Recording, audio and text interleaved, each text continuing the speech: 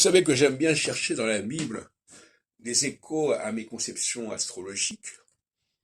Et la formule croissez et multipliez est une formule qui correspond à ce que j'appelle la phase descendante.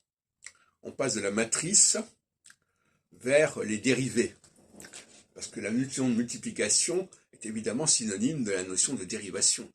À partir d'un élément principal, on crée des dérivations, des affluents. Donc, croissez et multipliez, c'est la devise de la phase qui va de l'équinoxe au solstice,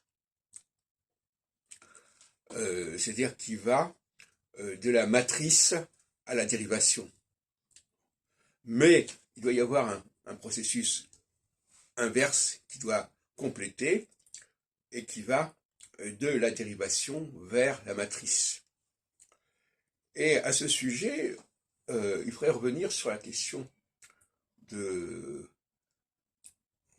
Noël et du 1er janvier et du solstice d'hiver, qui est si important pour la liturgie chrétienne, qui n'est pas sans rapport évidemment avec ses racines juives et bibliques.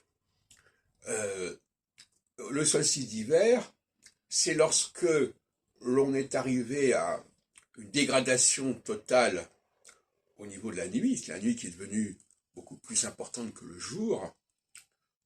D'une certaine manière, la dérivation, c'est quand même un processus nocturne, et qu'on va remonter vers le solstice d'été, c'est-à-dire vers un jour qui va croître constamment, qui va d'abord arriver à l'équinoxe, qui est un équilibre, et puis qui ensuite va arriver au jour le plus long, et puis ensuite, évidemment, le processus va se renverser à nouveau, et on va passer de la phase, on était de la phase solsticiale à la phase équinoxiale, et après de la phase équinoxiale à la phase solsticiale.